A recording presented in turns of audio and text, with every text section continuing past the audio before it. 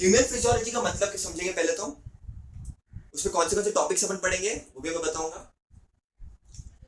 Human physiology एक पूरा unit है, ठीक है। इफ यू सी एनसीईआरटी, मैं बायो में वापस बोल रहा हूँ, अपनी स्टेट बुक से ज्यादा तुमको एनसीईआरटी पढ़नी पड़ेगी।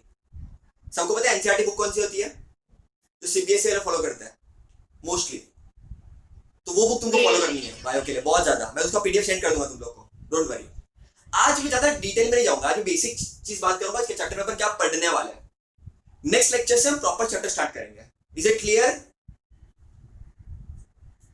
Is it clear? Yes. Okay, बच्चा समझते भी, चलो अच्छे से एक एक चीज समझेंगे प्रॉपर तरीके से। नोट्स बनाओ, बुक निकालो और जो भी मैं बताऊंगा लिखते जाओ। Is it clear? Yes sir. Okay, चलो स्टार्ट करते हैं। फिजियोलॉजी मतलब क्या होता है? Study of functions. Obviously functions की बात कर रहे हैं हम, और किसकी बात कर रहे हैं? ह्यूमंस की। सो ह्यूमन फिजियोलॉजी मतलब क्या? Study of functions of humans, के ह्यूमंस के अंदर फंक्शंस कैसे होता है। अब क्या क्या चीजें होती है ह्यूमंस के अंदर, समझने की ट्राई करते हैं। हम खाना खाते हैं, बराबर, तो डाइजेशन होता है, ठीक है, तो वो फंक्शन को हमको पढ़ना है। उसके बाद हमको खाना खाने के बाद ब्लड में एनर्जी, न्यूट्रिएंट्स वगैरह will go, so circulation we have to study. Then obviously हम खाना खाएंगे तो एक्सक्रीट भी करेंगे, तो excretion also we have to see. फिर बॉडी में ब्रेन होता है, तो नर्वस कंट्रोल होता है, नर्वस सिस्टम, वो भी हमको पढ़ना है। कभी कभी हम डरे हुए होते हैं, एग्जाम पेपर मिलने वाला होता है, 10वीं का रिजल्ट आने वाला है, सोच के भी हम डर जाते हैं, तो केमिकल कंट्रोल भी पढ़ना है हमको कि केमिकली कैसे होता है बॉडी में।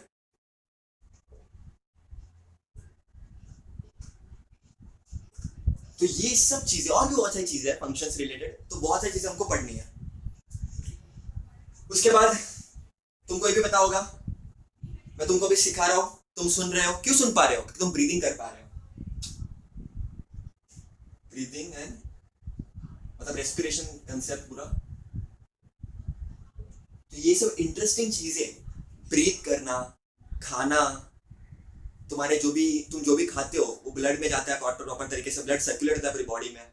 फिर ब्रेन की स्टडी, स्पाइनल कॉर्ड की स्टडी, हॉर्मोन्स की स्टडी, तो ये सब जो इंटरेस्टिंग चीजें हैं वो पूरा हम सीखेंगे ह्यूमन फिजियोलॉजी में। 11th में तुम्हारे टेक्स्ट में दिए हुए डाइजेशन, एक्सक्रीशन दिया हुआ है, ब्रीदिंग वगैरह थोड़ा बहुत बेसिक बात किया उन्होंने, तो देखेंगे अपन कुछ चैप्टर तुमको 12th में भी दिखेंगे। क्लियर है? ह्यूमन फिजियोलॉजी कुछ चैप्टर को 12th में भी दिखेंगे। तो तुमको दोनों का बैलेंस करना है। कैसे करना है?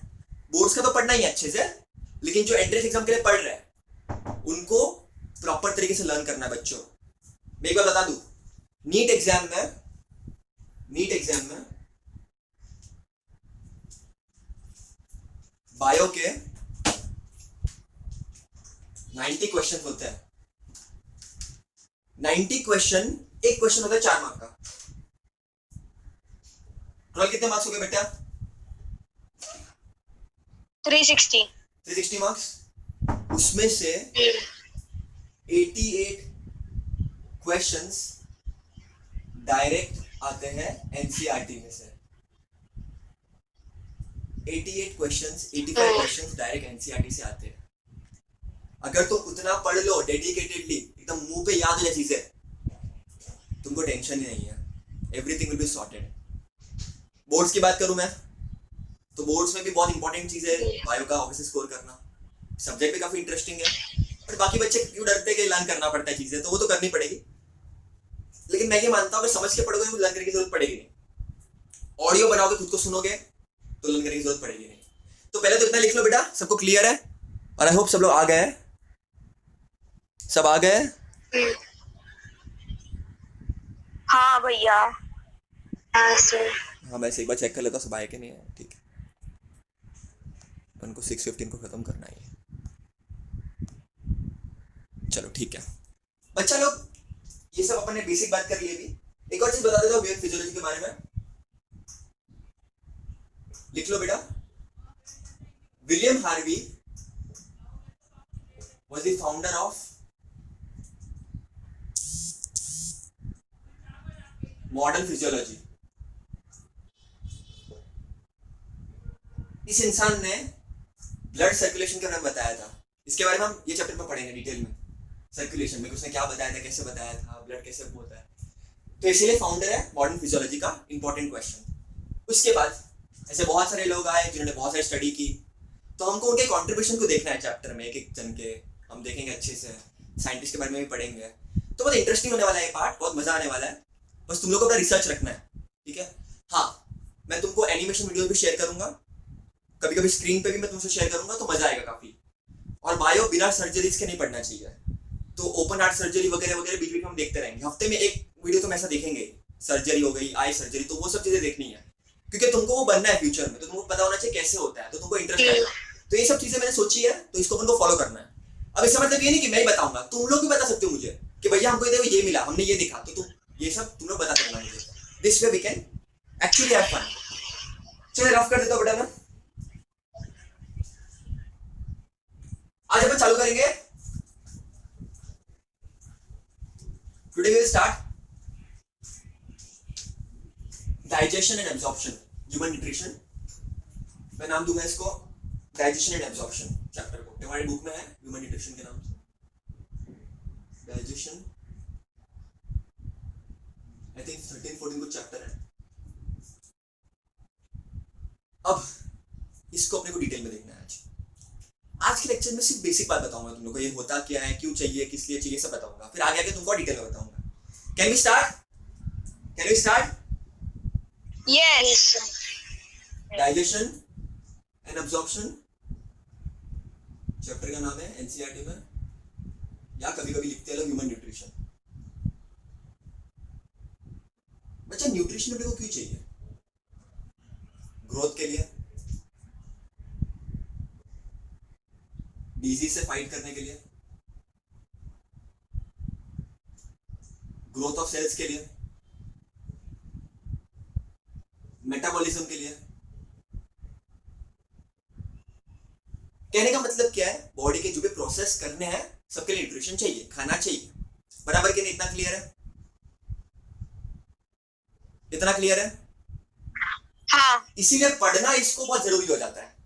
अब न्यूट्रिशन के क्या फायदे हैं, क्यों फायदे हैं, क्यों करना है, तो सब सीखेंगे अपन धीरे धीरे, आराम आराम से पता चलेगा.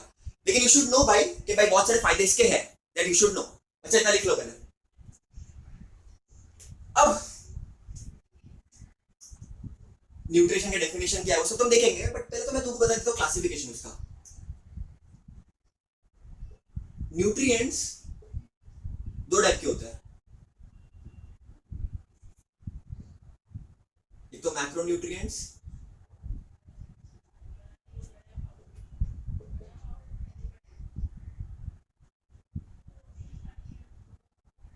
एक तो माइक्रोन्यूट्रिएंट्स.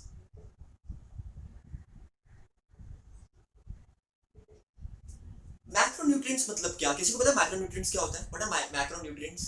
मैक्रो मतलब बिगर, न्यूट्रिएंट्स मतलब nutrients that we eat. What are macronutrients? किसी को आईडिया मैक्रोन्यूट्रिएंट्स क्या होता है? Anybody has any idea? I think vitamin. नहीं बच्चों, मैक्रोन्यूट्रिएंट्स मतलब क्या? जो अपने को प्रोवाइड करते हैं एनर्जी. फॉर एग्जांपल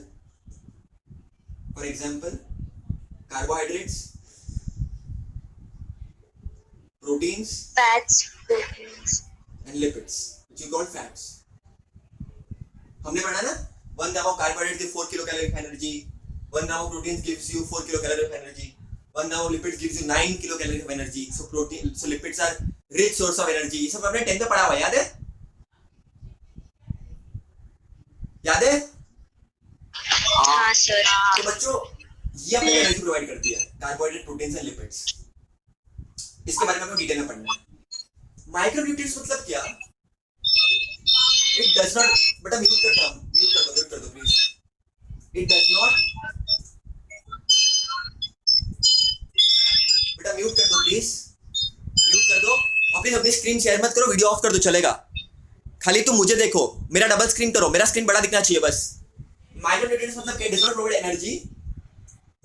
बट अगर ये नहीं होगा तो बीमारियां इजीली आ जाएगी, बॉडी में बहुत सारी एबनॉर्मेलिटीज होगी। फॉर एग्जाम्पल वाइटामिन्स, मिनरल्स, पढ़ा है कभी, सुना है इनके बारे में? वाइटामिन्स, मिनरल्स सुना है? वाटर, बच्चा ये अपने को कुछ भी एनर्जी नहीं देते, लेट मी टेल यू। लेकिन अगर तुम खाना खाओगे और बॉडी में पानी नहीं है तो तुम्हारा खाना डाइजेस्ट नहीं होगा। समझ रहे हो? अगर विटामिन्स नहीं है तो बाकी प्रोसेस नहीं होंगे, अगर मिनरल्स नहीं है तो बॉडी के बहुत सारे प्रोसेस नहीं होंगे। अब कौन से नहीं होंगे, क्या नहीं होंगे, बताऊंगा मैं आगे। अभी मैं खाली तुमको ऊपर ऊपर से बता रहा हूँ चैप्टर में क्या है। तो इसको बोलेंगे माइक्रोन्यूट्रिएंट्स। पानी भी अपने को एनर्जी प्रोवाइड नहीं करता, let me tell you. It does not have a calorific value. Calorific value मतलब एनर्जी देने के लिए कोई सोर्स नहीं है ये, लेकिन इसके बिना तुम काम भी नहीं कर सकते। सो ये हो गए अपने माइक्रोन्यूट्रिएंट्स। इतना लिख लो बेटा, इतना लिख लो, इतना लिख लो बेटा, इतना लिख लो। बच्चा लोग एक चीज ध्यान रखना, चैप्टर अपना क्या है? डाइजेशन। डाइजेशन का मतलब पता है क्या होता है? डू यू नो डाइजेशन का मतलब क्या? एनी आइडिया डाइजेशन का मतलब क्या होता है? एनी आइडिया डाइजेशन का मतलब क्या होता है? डाइजेशन मतलब क्या? देखो बेटा, कॉम्प्लेक्स फूड को सिंपल फूड में लेना with the help of enzymes. With the help of enzymes. बच्चा किधर आवाज आ रही है पीछे से बैकग्राउंड में, जी तो म्यूट कर दो। सो कॉम्प्लेक्स फूड को हम खाते हैं, उसको हम सिंपल फूड में कन्वर्ट करते हैं। चपाती, एग, मीट, चिकन, बटर, घी, ये सब क्या है? ये कॉम्प्लेक्स फूड मटेरियल है। चावल है, कार्बोहाइड्रेट है। एग है, प्रोटीन्स है। बटर घी है, लिपिड्स है। तो इनको डाइजेशन करना पड़ेगा क्योंकि ये कॉम्प्लेक्स है। कॉम्प्लेक्स है तो इनको सिंपल फॉर्म में कन्वर्ट करना पड़ेगा। तुमने अंडा लिया, अंडा बॉडी में ऐसे क्या पॉसिबल है? क्या वड़ा पाव खाया, वड़ा पाव बॉडी में ऐसे क्या पॉसिबल है? क्या नहीं। तो we have to convert it into simple form. And वो कौन करेगा? एंजाइम्स। एंजाइम्स क्या होता है वो भी हम समझेंगे, ठीक है? बहुत सारे एंजाइम्स होते हैं। तो बच्चा इनका डाइजेशन करना पड़ेगा, प्रोटीन का डाइजेशन करना पड़ेगा, लिपिड्स का करना पड़ेगा। क्या इनका करना पड़ेगा? विटामिन्स, मिनरल्स, वाटर का डाइजेशन करना पड़ेगा।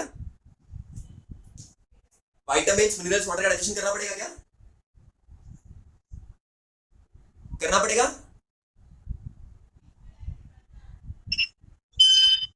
करना पड़ेगा, बोलो बेटा। इनका डाइजेशन की जरूरत नहीं है क्योंकि ये ऑलरेडी सिंपलर फॉर्म में है। समझो बात को। तो डाइजेशन की जब हम बात करेंगे तो ये बॉडी के लिए इंपॉर्टेंट है, लेकिन ये ऑलरेडी सिंपलर फॉर्म में अवेलेबल है, तो इनको डाइजेशन करने की जरूरत नहीं है। हम इनको डाइजेस्ट करेंगे।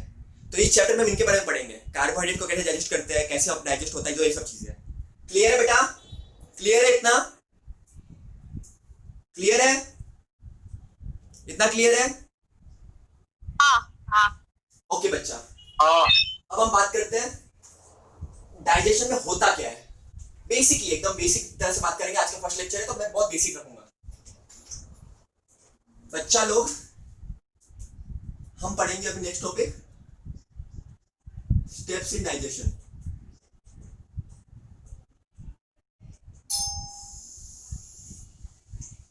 First is ingestion, second is digestion, third is absorption, fourth is assimilation, fifth is egestion. पता है कभी सुना है इनके बारे में? कभी सुना है इनके बारे में?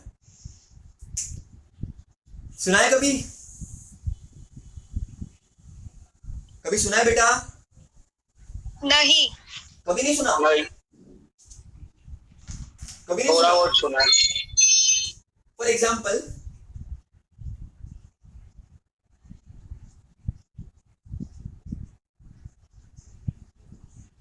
समझे, कोई ऑर्गेनल है बॉडी का, ठीक है। इंजेक्शन मतलब क्या, खाना, टेकिंग इन, मुंह में खाने को डालना। ह्यूमंस में ऐसा होता है कि टंग है अपने पास टीथ है, किसी और में कुछ और होगा। तो इंजेक्शन मतलब क्या, पहला स्टेप तो खाने को लेना। क्लियर है, क्लियर है। हाँ। डाइजेशन मतलब क्या, कॉम्प्लेक्स फूड को सिंपल में कन्वर्ट करना। और कौन करेगा वो, तो डाइजेशन होगा, फूड जाएगा आगे, ये करेंगे एंजाइम्स, उसको हम हाइड्रोलाइटिक एंजाइम्स बोलते हैं। क्या बोलते हैं, हाइड्रोलाइटिक एंजाइम्स। वो क्या होता है बताऊंगा मैं। तो कॉम्प्लेक्स फूड को सिंपल में कन्वर्ट करेगा। अब कौन से कॉम्प्लेक्स फूड बता, vitamin, minerals, water, carbohydrates, proteins, lipid. Proteins, lipids को। अब कौन करेगा, किधर होगा, मैं बताऊंगा। सबसे बड़ा यहाँ पर कौन, किससे सबसे ज्यादा डाइजेशन होगा ये भी बताऊंगा। एब्जॉर्प्शन मतलब क्या, एक बार मैंने फूड को सिंपल फॉर्म में कन्वर्ट कर दिया, फिर इसको ब्लड में अब्सॉर्ब करना पड़ेगा खाने को। एब्सॉर्बिंग फूड इन ब्लड, मतलब खाना लिया मैंने, डाइजेस्ट कर दिया, अब मुझे ब्लड में जाना पड़ेगा ना, उसको ब्लड में भेजना पड़ेगा ना।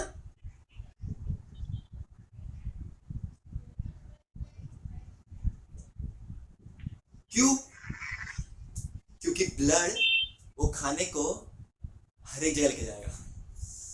तुम्हारे हर एक सेल, तुम्हारा हर एक कण कण को एनर्जी चाहिए बेटा। तुम जो भी खाओगे तुम्हारा हर एक पार्ट खाएगा। समझ रहे हो, समझ रहे हो। तो ब्लड में एब्जॉर्ब होगा। फिर एसिमिलेशन मतलब क्या, ब्लड में एब्जॉर्ब हो गया, उसके बाद क्या, हर एक सेल में जाएगा, हर एक सेल में जाएगा। और सेल को भी तो एनर्जी चाहिए बच्चा। किडनी के सेल को क्या बोलते हैं हम, नेफ्रॉन्स, ब्रेन के सेल्स को न्यूरॉन्स, हार्ट के सेल्स को कार्डियक सेल्स। ऐसे बॉडी में अलग अलग सेल्स होंगे, स्टमक में होंगे, इंटेस्टाइन में होंगे, पेनक्रियास में होंगे, लिवर में होंगे, तो हर एक जगह सेल्स होंगे। हाँ। तो बच्चा एक बार सिंपल फॉर्म में कन्वर्ट हो गया फूड, तो हर एक ब्लड में एब्सॉर्ब होगा और ब्लड से हर एक सेल में जाएगा बच्चों, हर एक सेल में जाएगा। इतना क्लियर है, इतना क्लियर है। यस। तो हर एक सेल में जाएगा, किसके लिए, एनर्जी प्रोडक्शन के लिए। तो हर एक सेल में जाएगा, ठीक है, हर एक सेल में जाएगा, बॉडी के अलग अलग। ठीक है भैया, डाइजेशन हो गया, ब्लड में भी चला गया, हर एक सेल में भी चला गया। और कभी कभी बच्चों वो स्टोर भी होता है। एक्सिस ग्लूकोज स्टोर्ड इन, याद है, in the form of glycogen. Adipose tissue में हम फैट्स को, लिपिड्स को स्टोर करते हैं, याद है कि नहीं। क्यों स्टोर करते हैं, हाँ। कि इन फ्यूचर में भी हमको खाने नहीं मिला या कुछ हो गया तो बॉडी इज प्रिपेयर्ड कि भैया नहीं, इन्होंने स्टोर करके रखा है, मुझे कुछ ना कुछ मिल जाएगा। जैसे लॉकडाउन एकदम हो गया, पूरा कंप्लीट लॉकडाउन, फिर भी घर पे अपन कुछ स्टोर करके रखेंगे ना कि भाई अपन खा सके बाद में। वैसे ही लिवर में, हर एक जगह पे, एडिपोज टिश्यू में लिपिड्स को हम स्टोर करते हैं, अलग अलग जगह को हम स्टोर करते हैं। क्यों स्टोर करते हैं बच्चों, कि फ्यूचर में हमको काम आएगा, कभी भी हमको रिक्वायरमेंट हो सकती है। क्लियर है, यस। okay. अब क्या होगा, डाइजेस्ट हो गया, एब्जॉर्ब हो गया, सेल में भी चला गया। लेकिन बच्चा कुछ कुछ फूड जो अपन खाते हैं वो डाइजेस्ट नहीं होता है। सर्टेन फूड्स आर अनडाइजेस्टेड,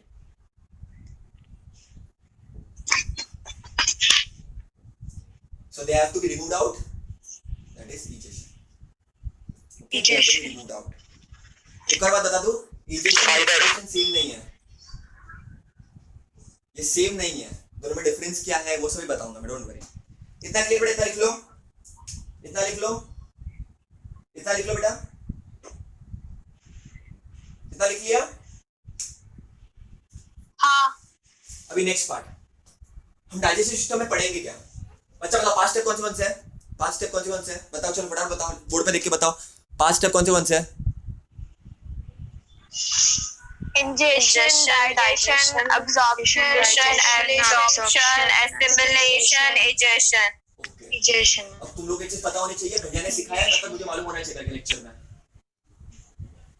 बस ये फॉलो करना है तुम लोग को, बस डेली के डेली बेसिस पे फॉलो करना है। बच्चा Digestion. डाइजेस्टिव सिस्टम अपना जो हम पढ़ने वाले चैप्टर में,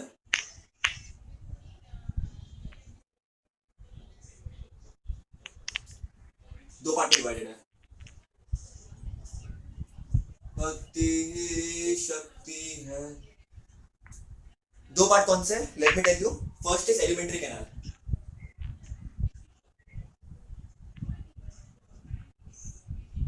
अच्छा लिखो इतना, एलिमेंट्री कैनाल इतना लिखो। एंड दूसरा इज डाइजेस्टिव ग्लैंड्स। बताऊं बस लिख लो। चैप्टर में पढ़ने के बारे में बता रहा हूं अभी।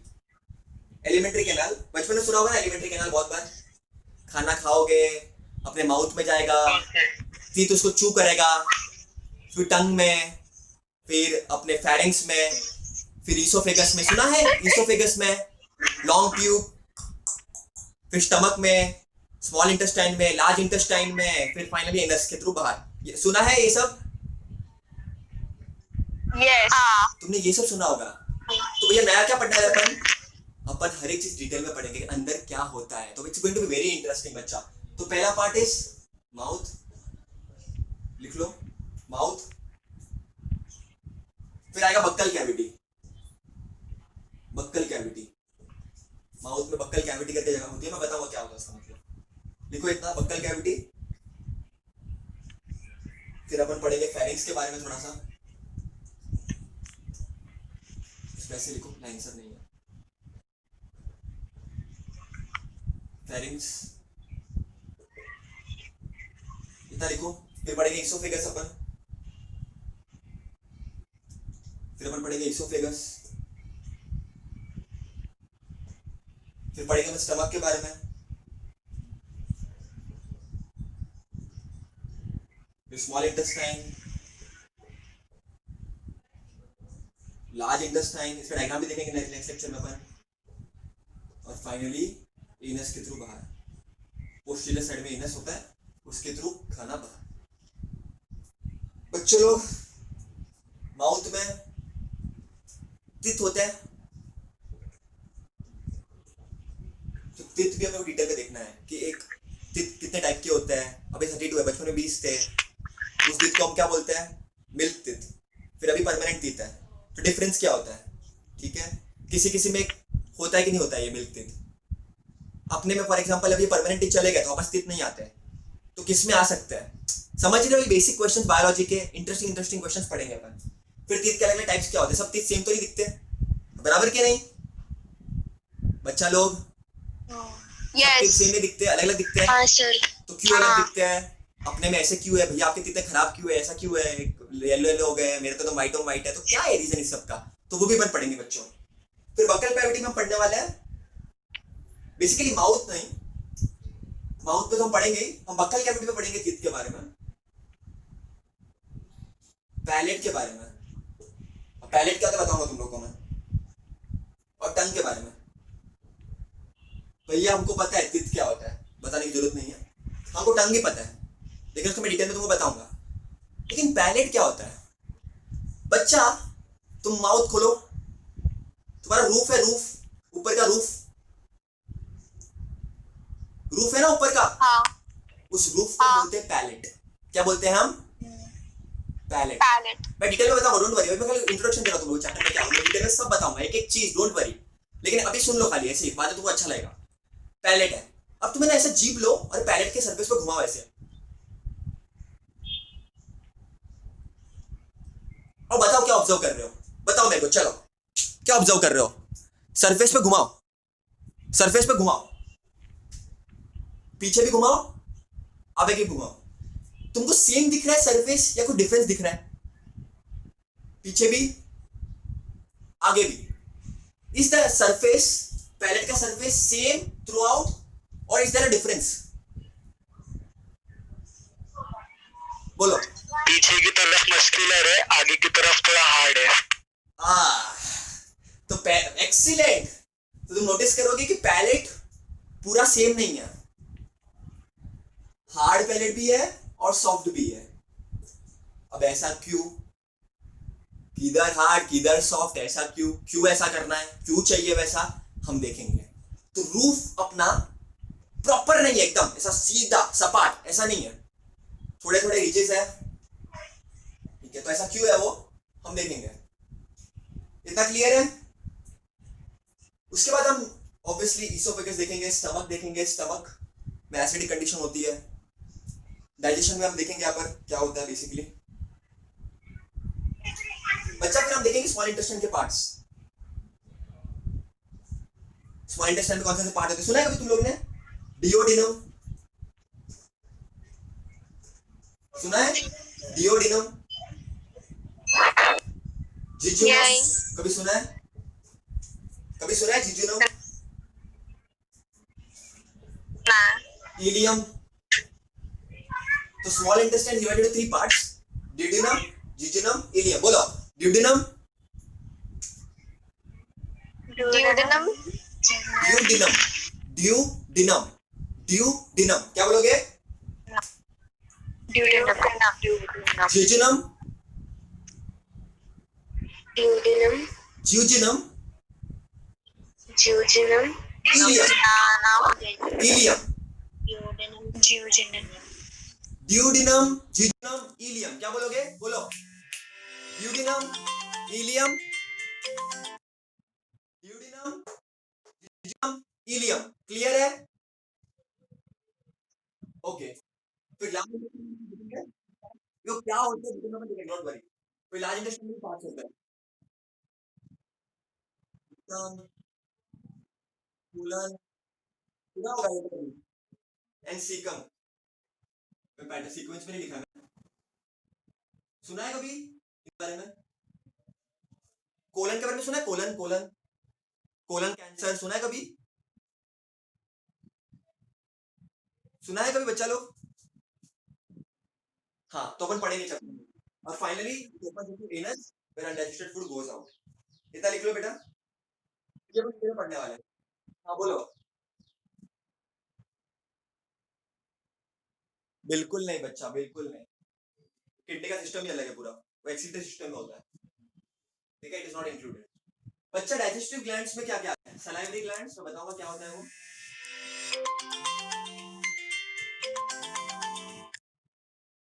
सलाइवरी ग्लैंड्स आता है,